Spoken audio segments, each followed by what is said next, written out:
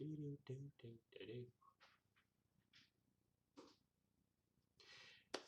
good evening and welcome everybody. This is Doc for Falcon Battle Systems, and I'm coming to you tonight to discuss hydration before, during, and after airsoft events and other events. Now, we saw a video that was put out there pertaining to Broken Home 6 that's coming up here, I believe, the end of the month. And, the guy was telling you, hey, go ahead and every day starting the water bottle challenge, I'm going to challenge you right now. You drink one, then the next day you drink two, the third day, so on and so forth. Up until I think it was like the 28th. So by the time you got done, it was 18 bottles of water. Okay? So being hydrated is good. So I'm going to give you a couple tips, and I want to let you know, hey, Andrew, good to see you join me. This is coming from knowledge that not only did I know before I became a Navy corpsman, but that was reinforced even more once I became a Navy corpsman and was stationed in North Carolina. So I live in Georgia now, and we all know down here in the South, the heat and the humidity can be killer. So we want to make sure that we stay hydrated. So the first thing to do is you should be, especially during the summer, you should be drinking at least, ta-da, a gallon of water a day, okay? Right here. A gallon of water a day spread out through the day. You should also look at cutting back on the amount of energy drinks you drink or sodas. Tea is not the greatest thing to drink because it's a diuretic. So what happens is it just flushes everything out of your system. So your salt, your potassium, your sodium, your electrolytes, the things you actually need, the things that like Powerade and Gatorade help replenish. And again, not bad tools, but not what you should be drinking, before an event. It's all right to have a Gatorade once a day. Like, a lot of people, they'll get the big Powerades or the big Gatorades and they'll do one of those a day. That's perfectly fine. But believe it or not, you can actually overload on electrolytes where they do no good at all, and you're just peeing it out. The video should be... Andrew, can you see the video? Let me put that out there. What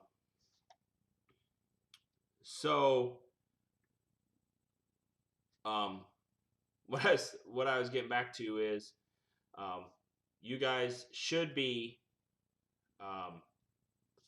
hydrating at least a gallon of water a day, and I am going to.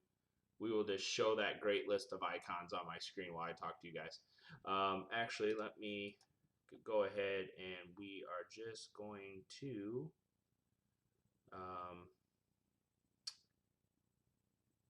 let me see if I can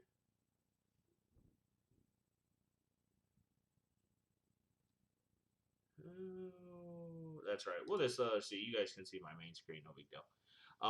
So anyways, well, that makes no sense because I have to see the comments. Okay. Anyways, drinking that once a day, having one of those a day is not a bad thing. When I say have your salt, I'm not saying that when you go to sit down to eat that you dump a whole bottle of salt on your food. You don't want to overload. Again, those are things you can overload on. Potassium from bananas, so it's good to have a couple bananas, especially when you're out at a MilSim, Airsoft event, or any event for that matter. If you get a chance, having a banana, it's a healthy snack. It puts potassium back into your system, which is good, okay? So anyways, let me go back. So basically what was said was, hey, drink a bottle of water and add one every single day for the next 18 days, all right? Not needed. And what I'm going to talk to you about is overhydrating, okay? Believe it or not, you can actually overhydrate. So I went to, there's plenty of articles you can go to, but I went to, where are you at? There you go. Right there. I went to Healthline, and I just found out overhydration. All right. This was actually written by, and I'll tell you who it was written by, and I'll put the sources in the description of the video as well, and the link so you guys can go out and find it yourself. But it was written by Sean Radcliffe and Stephanie Watson, and then it was medically reviewed by the University of Illinois Chicago School of Medicine, May 8th of 2017. So this is current medical knowledge right here. So what is overhydrating? Overhydrating is, or overhydration as they call it, is almost all the major systems of your body depend on water to work properly. Drinking plenty of water helps your body regulate temperature, prevent constipation, because yes, we know that can happen. Those of us that have eaten MREs in the military, those things suck water out of your body like it's nobody's business. And you have to drink more water. Those of you guys that work out and take protein regimens, you know, you got to make sure you drink more water for that as well. And holy moly, Amber Alert. Sorry about that. Um, you flush out your waste products, and you guys notice that when you go to the bathroom and urinate, it's yellow. Okay, let me tell you something. Yellow is good. Light yellow is good. If you guys' pee is dark yellow and beyond into brown, you've got problems. Okay. Um, Simple remedy is to increase your water intake, but if that doesn't fix it, you need to go see your doctor, see a urologist. They'll take it from there. So, and perform many other important functions, such as, believe it or not, brain function. Okay. Um, so most people, especially those who exercise in hot weather, are more concerned about not drinking enough water. However, drinking too much water can also be dangerous. Now, again, this is where I go back. This guy was saying, um, he was saying, hey, just keep drinking these bottles of water and just increase it by one every day. Well, again, if you look at an 8-ounce bottle of water and you just keep drinking and drinking and drinking, we have a gallon here, and for this gallon of water, it's 3.78 liters. And then if you guys want to break it down, however many ounces are in a cup, how many cups in a gallon, you know, that way you can break it down. But overhydration can lead to water intoxication. Yes, it's getting drunk on water, which is very hard to believe, but it's medical fact. This occurs when the amount of salt and other electrolytes in your body become too diluted. Uh, um, Hypoarrhythmia is a condition in which sodium salt levels, like I was talking about, your Gatorade, your Powerade, these things replenish those. Um, these levels dip to dangerously low levels in your body.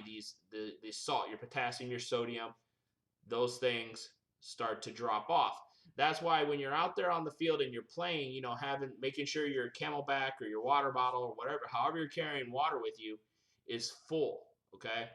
It's also important that when you do get a chance for a break, okay, say midway through or whatnot, or your unit's able to take a break, that you sip on some Gatorade. Why? You're replacing your electrolytes, the sodium, the potassium that needs to come back into your body because you're sweating it out.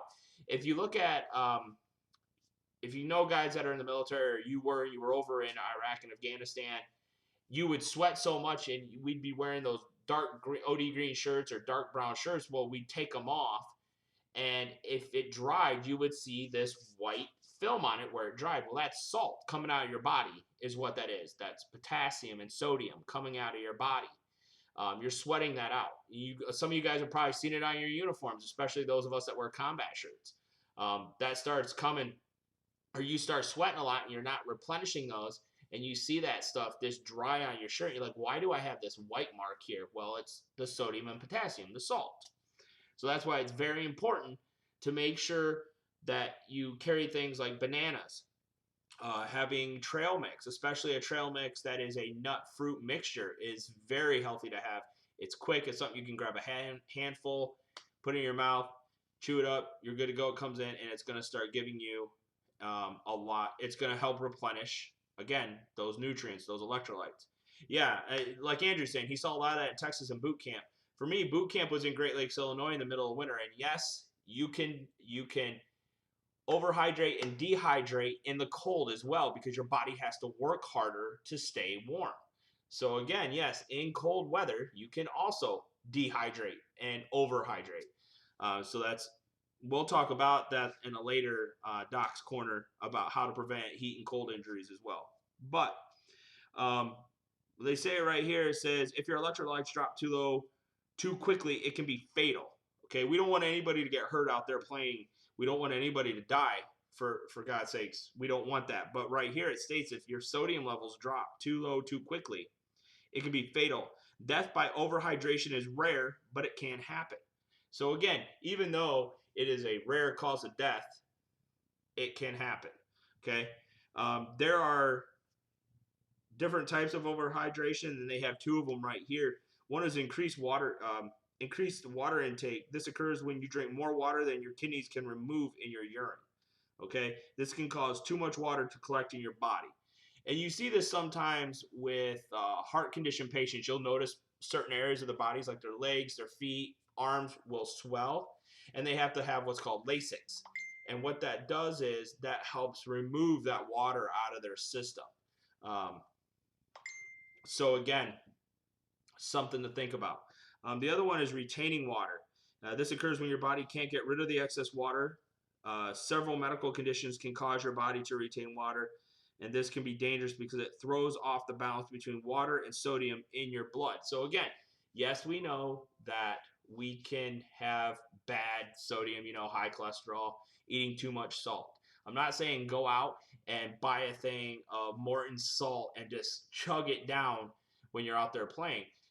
There are those of us that know how to use salt tablets and how they can benefit us, but there's also those of you guys that would go out and buy them. And not saying that anybody would do this, but they're in my knowledge, and I've seen it. People go out and they buy these salt tablets and they just pop 2 or 3 in their mouth and they think they know what they're talking about. Well, next thing, believe it or not, you have put too much sodium in your body.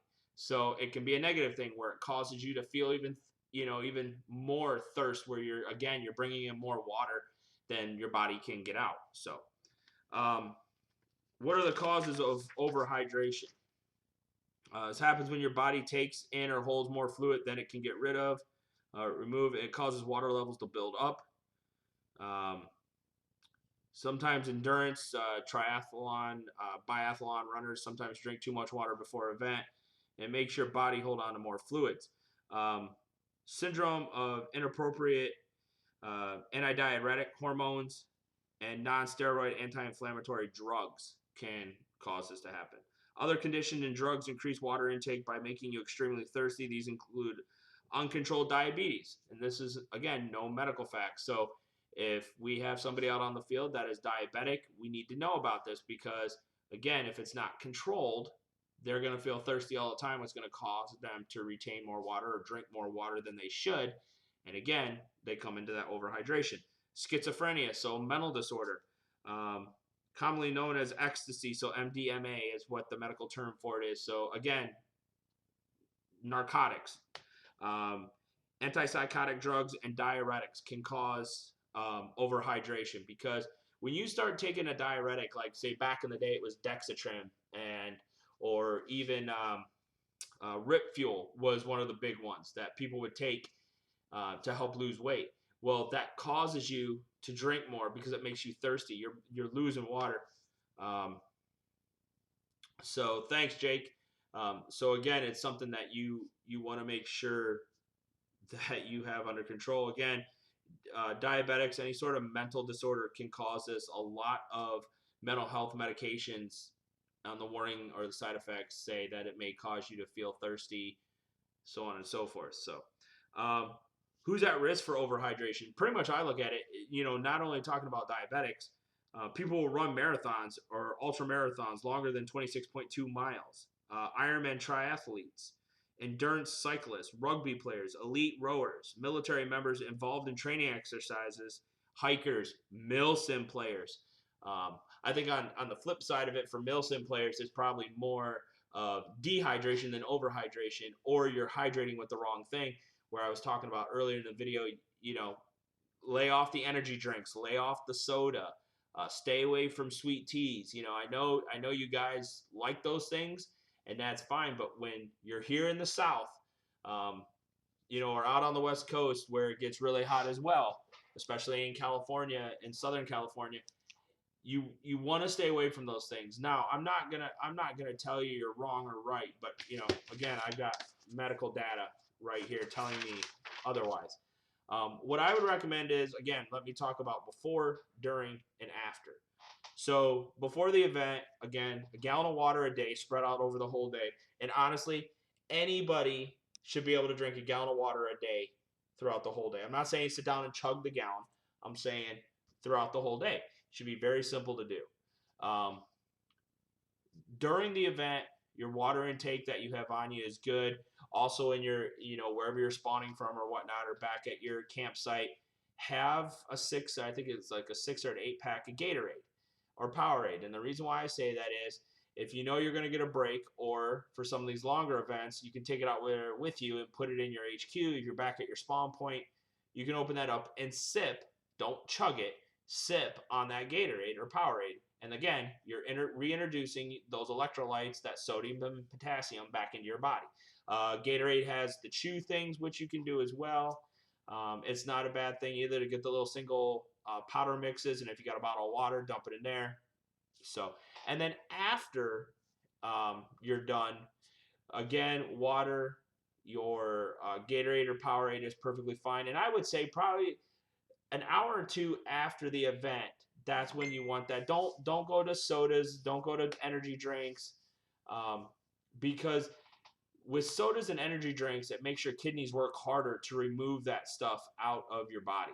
So, and filter that stuff out. So again, the water and the Powerade is good. I think again, Gatorade makes those recover tabs. I believe there's other companies that do too. And again, you can take one of those, drink your water, and you're good to go, and that'll help you recover. And again, I would say do that between an hour to 2 hours after your event. While you're talking to your buddies and getting your gear put away, and then when you go out to eat, think about what you're gonna have to drink. Water with lemon in it is a good. Ice water with lemon is a good alternative.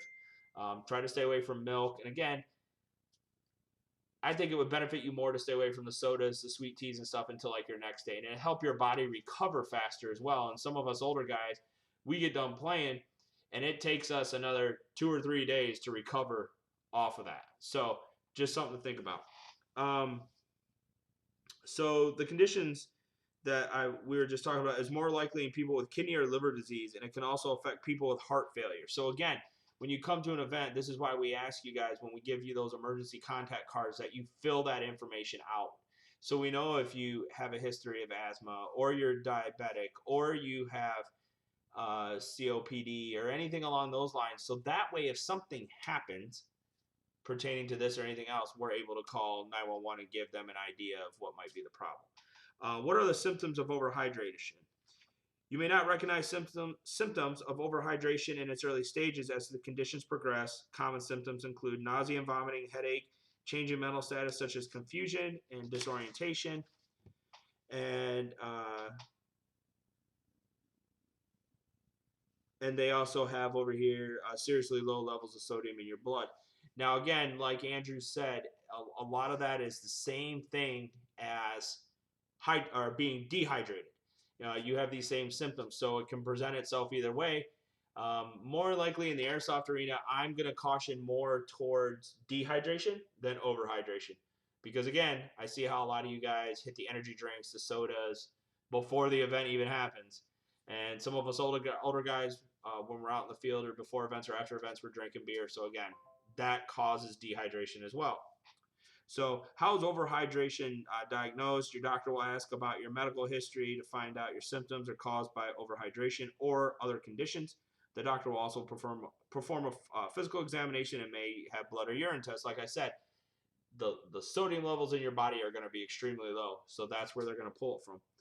And then how is overhydration treated? And this is something we should all know.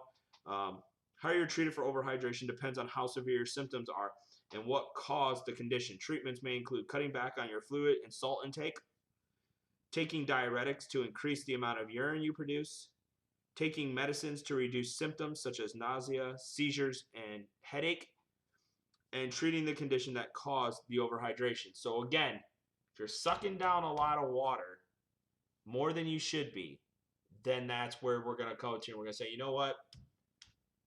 Reduce what you're drinking. You're drinking 2 gallons a day. That's way too much. Cut back to a gallon, or we're going to say, cut back to a couple of glasses and let's see how you start to feel.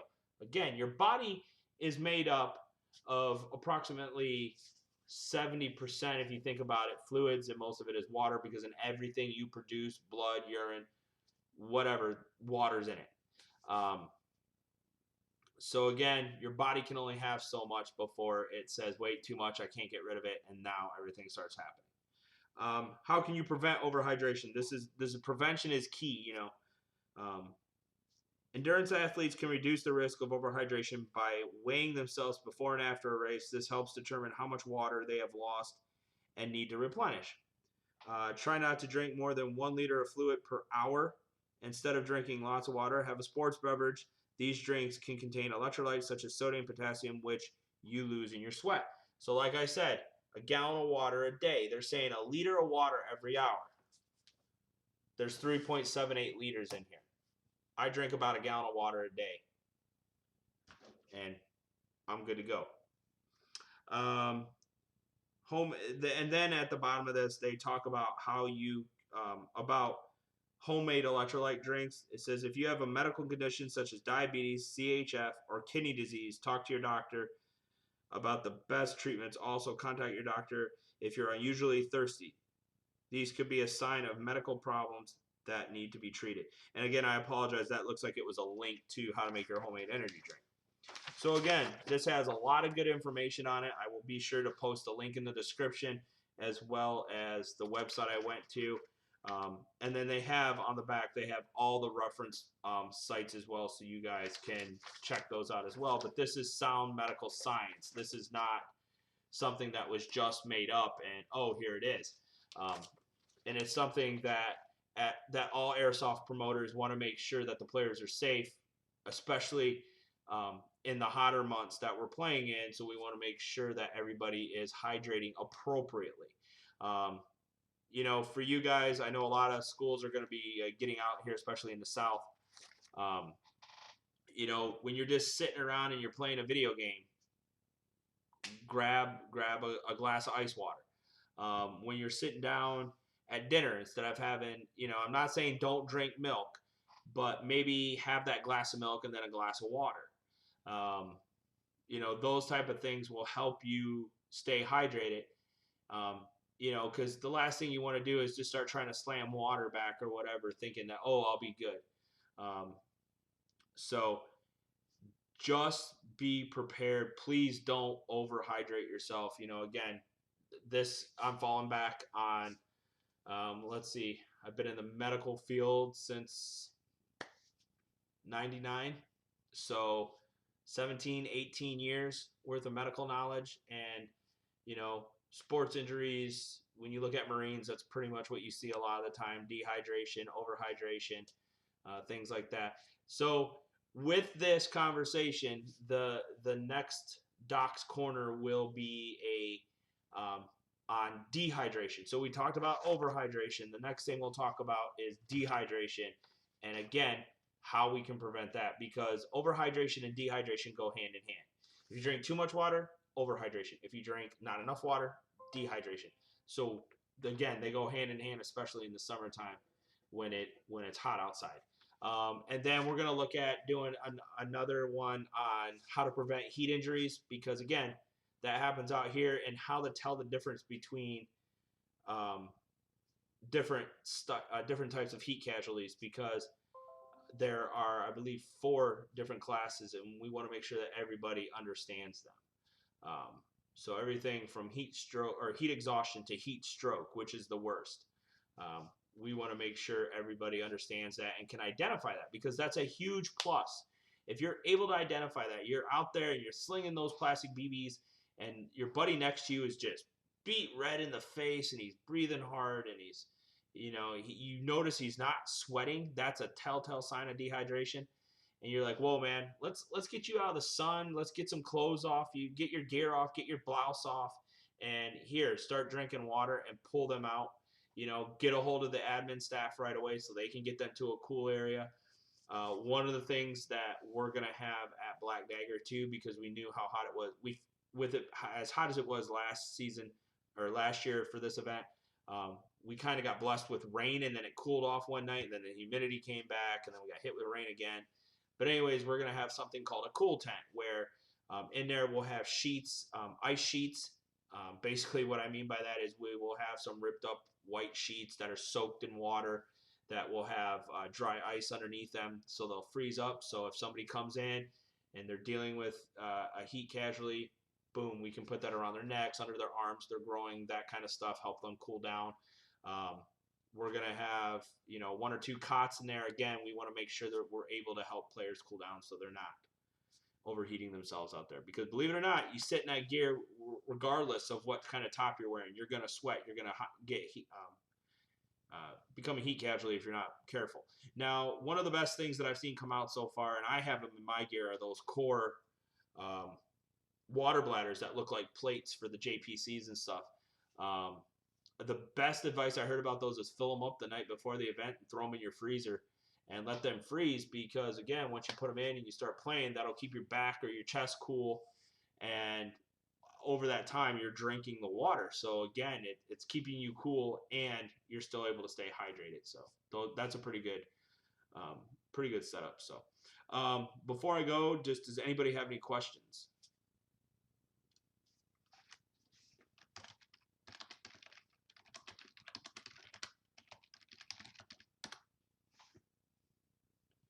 And I'm really glad to see you guys that have showed up and logged in to watch this. The live streams, once we're done, they do go over into our video list of videos, and then we will put them out there and we will share this video. And please share this stuff out there, leave comments, let us know what your thoughts are. Let us know if there's other topics you'd like us to discuss. So I'm in no way, shape, or form do I have a PhD or an MD in medicine. It's just I've been a Navy hospital corpsman and in the medical field for quite some time. So these are things that they drill into our heads quite hard from the very beginning of boot camp to through core school and on, especially being with a Marine unit. That's one of the biggest things. So see if anybody has any questions.